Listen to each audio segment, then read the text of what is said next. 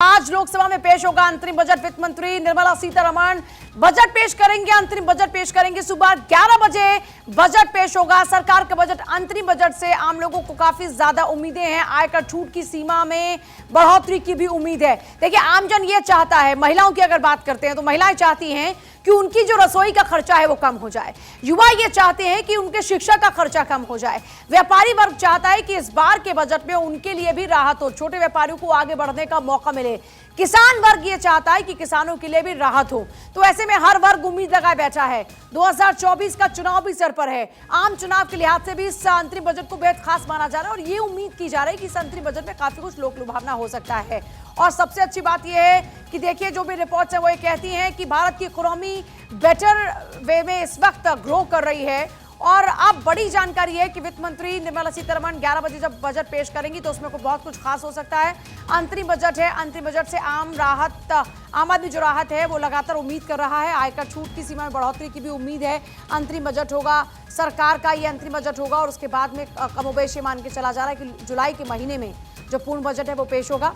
वित्त मंत्री निर्मला सीतारमण छठी बार बजट पेश करने जा रही हैं। इस बार ये अंतिम बजट है। इससे पहले मोरारजी देसाई ने सबसे ज्यादा बजट पेश करने का जो खिताब है वो अपने नाम किया और अब उस दिशा में कई जो अचीवमेंट्स है वो निर्मला सीतारमण की भी रही हैं। आपको याद होगा साल 2019 में पीयूष गोयल ने बजट पेश किया था। उस दौरान में क्योंकि अरुण जेटली की जो तबियत थी वो ज्यादा खराब हो रही थी और उस दौरान में प्रभारी वित्त मंत्री के तौर पर पीयूष गोयल ने बजट पेश किया था और लगातार उसके बाद से निर्मला सीतारमण बजट पेश कर रही हैं। इस बार ये छठी बार मौका। और देखिए, अब जरा बताते हैं आपको कि पूर्ण बजट में और अंतरिम बजट में आखिरकार फर्क क्या होता है।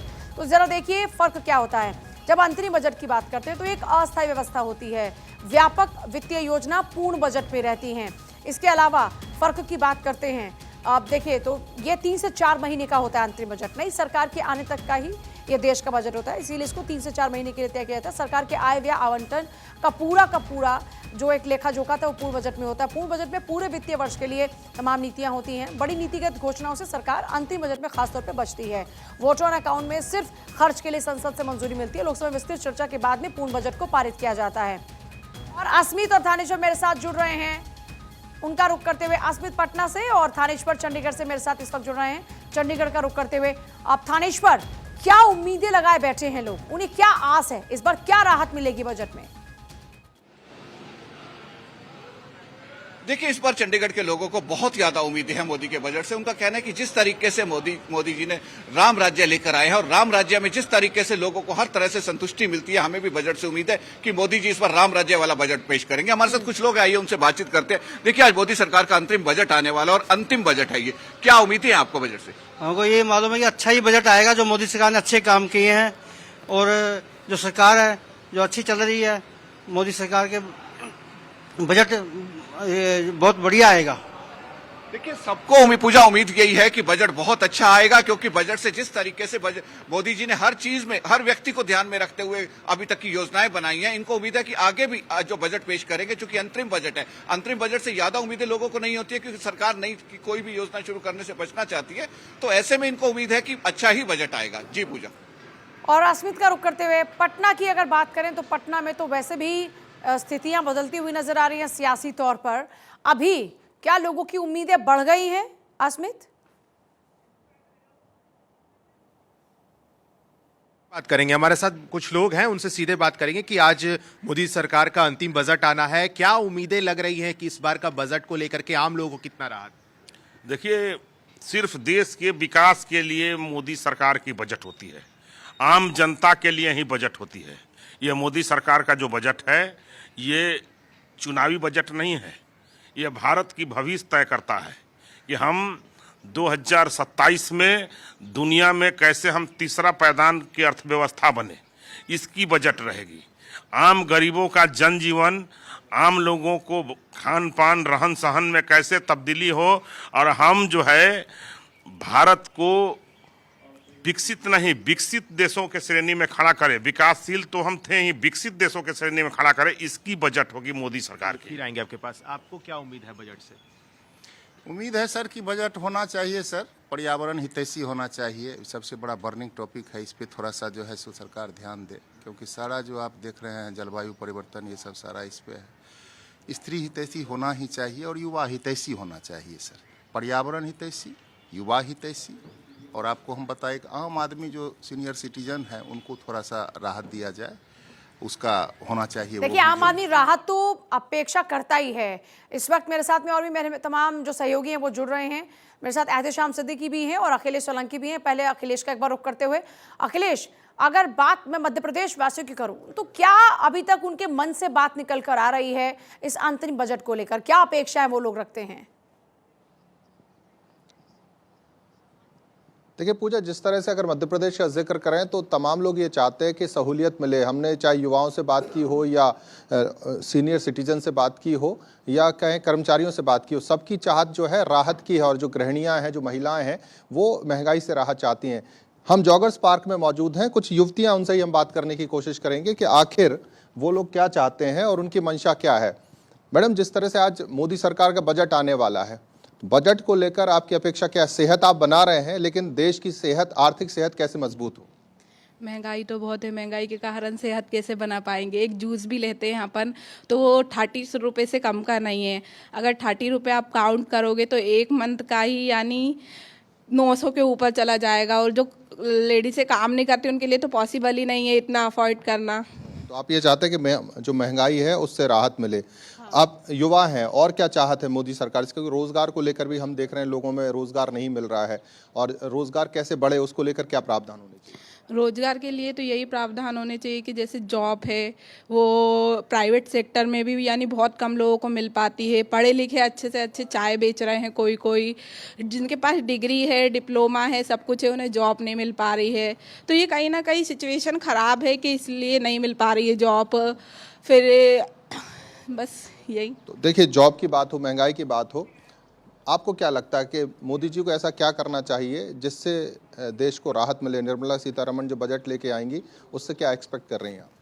यही कि बस जो काबिल है, जिसको जॉब मतलब पढ़े लिखे इंसान आजकल डिग्री लेके जाते हैं ऑफिसों में इंटरव्यू देने के लिए, रिजेक्ट कर देते हैं, उनको उनकी योग्यता के अनुसार तो मिलना ही चाहिए। और इस महंगाई में अगर इंसान चलो व्यवसाय भी बहुत से लोग करते हैं, पर जैसे जो नॉर्मल ठेले पे सब्जी बेचता ठीक है, आपके पास वापस लौटूं। एहतेशाम का एक बार रुक कर लेते हैं। एहतेशाम भी हमारे साथ जुड़ रहे हैं इस वक्त लखनऊ से। एहतेशाम, लखनऊ की बात करें तो लखनऊ के दिल में इस वक्त क्या है? वो क्या अपेक्षा कर रहे हैं? इस बार क्या राहत मिलनी चाहिए इस बजट में? देखिए, देश की राजधानी दिल्ली के बाद अगर जिक्र होता है तो उत्तर प्रदेश का होता है। उत्तर प्रदेश आबादी के हिसाब से बहुत बड़ा प्रदेश है, और सेंट्रल गवर्नमेंट जब भी बजट लेके आती है, अंतरिम बजट है मोदी सरकार का, तो यूपी का बहुत खास तौर से ध्यान रखा जाएगा। यूपी 80 सीटें देती है और यूपी की से ही दिल्ली का रास्ता दे जाता है। लेकिन यूपी की जनता ये चाहती है कि उसको रोजगार मिले, महंगाई पर लगाम लगे, साथ ही जो योजनाएं हैं वो ऐसी योजनाएं लेके सरकार आए जिससे लोगों का फायदा हो। खास तौर से लोगों का कहना है कि टैक्स के स्लैब में इजाफा किया जाए, जो जीपीओ की छोटी छोटी स्कीमें हैं उसमें ब्याज दर बढ़ाया जाए। तो ये तमाम चीजें, हमारे साथ एक सज्जन मौजूद हैं जो खास तौर से बजट पर अपनी अपनी राय भी रखना चाहते हैं। क्या कहना, क्या उम्मीद है बजट से? देखिए, ये सबका साथ, सबका विकास और सबका विश्वास की सरकार है, इसीलिए ये उम्मीद की जाती है कि यह बजट आम आदमी के लिए फायदेमंद हो। जो समाज का वंचित तबका है, वंचित व्यक्ति है, अंतिम व्यक्ति है, उसके लिए ये फायदेमंद हो, उसको लाभ मिले, वो आगे बढ़े, देश आगे बढ़े, प्रदेश आगे बढ़े। ऐसी उम्मीद है इस बजट में, ऐसे प्रावधान किए जाएंगे। उम्मीद इस बात की भी लोगों की है कि जो अंतरिम बजट है, चुनावी वर्ष है, चुनाव को देखते हुए सरकार जनता के लिए कुछ नई योजनाएं भी लेकर आएगी। खासतौर से जो मध्यम वर्गीय परिवार है, खासतौर से महिलाएं हैं, और जो टैक्स का स्लैब है उसमें भी इजाफा कर सकती है, जो ब्याज दर उसमें भी इजाफा कर सकती है। हमारे पीछे और भी लोग हैं, हम लेके चलेंगे, एक युवा भी मौजूद हैं। क्या उम्मीद है आपको मोदी सरकार से? वैसे तो मुझे मोदी सरकार से ये उम्मीदें बहुत हैं कि हमारे देश के विकास में बहुत अच्छा योगदान उनका है। लिहाजा उनसे मेरी गुजारिश ये है कि जितनी भी यहाँ के नागरिक हैं उनका विशेष ध्यान दिया जाए, ताकि जो है हमारी पब्लिक जो है उससे काफ़ी उनकी तरफ वंचित हो, ताकि उनकी तरफ ध्यान दे। और बात तो हम लोगों की सबसे मेन ये है कि टैक्स जो है वो कम से कम लगे, ताकि हम लोगों के जो अपनी जरूरत की चीजें हैं। साथ में एहतेशाम आपके पास आती हूँ। कैलाश, जल्दी से बताइए वहाँ के लोगों की क्या अपेक्षाएं हैं?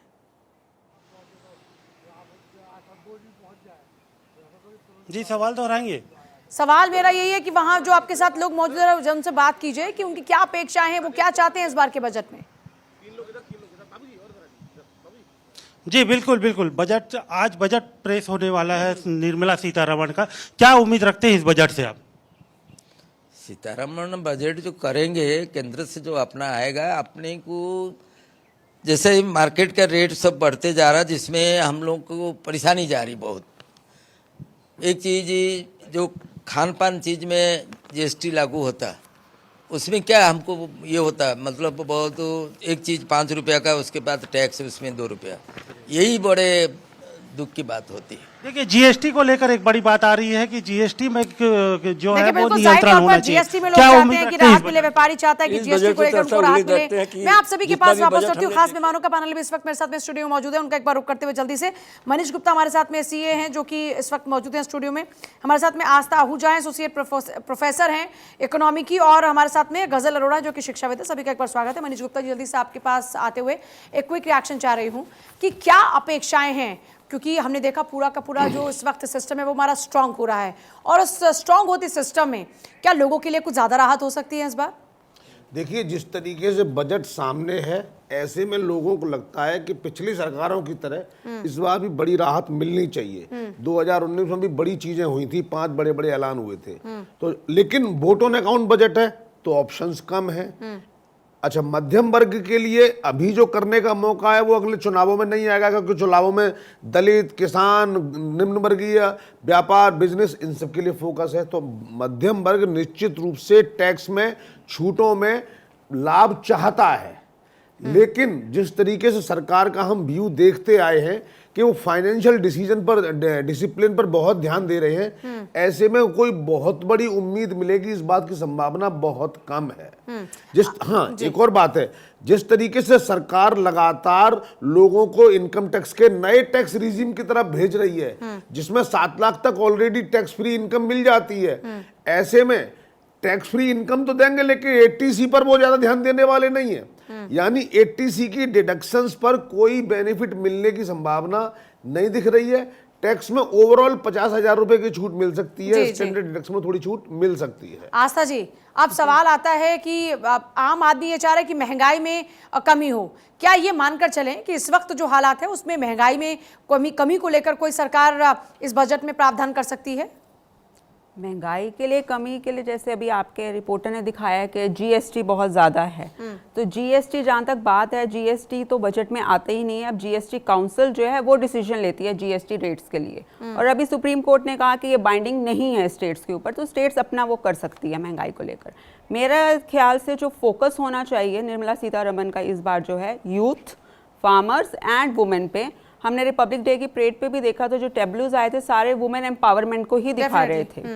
तो यूथ का, जैसे अभी बिहार से आपके रिपोर्टर ने दिखाया कि मांग क्या है, जॉब्स। सबसे बड़ी समस्या जो है इस वक्त देश में रोजगार की समस्या है, रोजगार नहीं है, और उस रोजगार में जो है वुमेन पार्टिसिपेशन वो भी बहुत कम है। पीरियोडिक लेबर फोर्स सर्वे अगर आप देखेंगे, हाँ बिल्कुल डेटा अभी आया है कि 22-23 में वो बढ़ गया है, लेकिन उसमें अगर आप देखेंगे पीएल जो है पीरियोडिक लेबर फोर्स सर्वे जो है, एक उसमें होता है आपका इकोनॉमिक पार्टिसिपेशन, एक आपका होता है अवेलेबिलिटी ऑफ इकोनॉमिक पार्टिसिपेशन।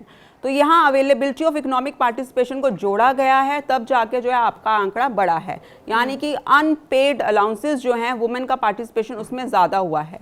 तो मेरे ख्याल से जो है इस वक्त फोकस करना चाहिए कि स्किल कैसे बढ़ानी चाहिए, एजुकेशन में कितना ज़्यादा जो है वो इन्वेस्ट करना चाहिए। बजट जो है एजुकेशन की तरफ कई सालों से हम देखते आ रहे हैं कि 2.8% ऑफ जीडीपी ही जो है वो एजुकेशन के ऊपर खर्च हो रहा है।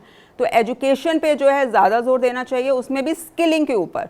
और अगर हम रिपोर्ट्स देखें तो लर्निंग आउटकम्स जो हैं, लर्निंग गैप्स बहुत हैं। तो स्कीम्स तो बहुत आती हैं, इनपुट्स तो हैं, बट यहाँ पे सवाल होना चाहिए कि आउटकम्स क्या हैं उन स्कीम्स के।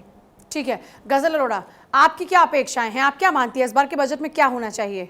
See, coming from a fashion industry, you know, we always see the textile industry is the second employer in India, which gives employment to approximately 45 million people. So there is always a blend of hope and anticipation and a palpable sense that, you know, an optimism in the fashion industry कि कुछ tax में relief हो, and then more when we talk about women empowerment, तो जो छोटे शहरों में लोग हैं, जो विमेन हैं वहाँ पे, मैन मेड फाइबर के ऊपर उसको ज़्यादा प्रमोट किया जाए सस्टेनेबिलिटी के लिए, प्रमोशन के लिए, so that that can be taken to a global fashion industry. And वो इसी तरीके से होता है कि टैक्स में थोड़ा रिलीफ मिले टेक्सटाइल इंडस्ट्री को। और जो हम हर साल देखते आ रहे हैं विमेन फैशन इंडस्ट्री को 5% का ग्रोथ है जो हर साल हमें दिख रहा है, तो टैक्स से है कि हमें कुछ रिलीफ मिले ताकि इंडस्ट्री ग्लोबल प्लेटफॉर्म पे ले जा सके, नॉट जस्ट जो ब्रांड्स हैं जो मैन मेड फाइबर भी हैं। And then we also have to talk about कि फैशन इंडस्ट्री, मैं इस पर विस्तार से चर्चा करूंगी क्योंकि पूरे दिन आज लगातार देखिए इसी पर चर्चा होने वाली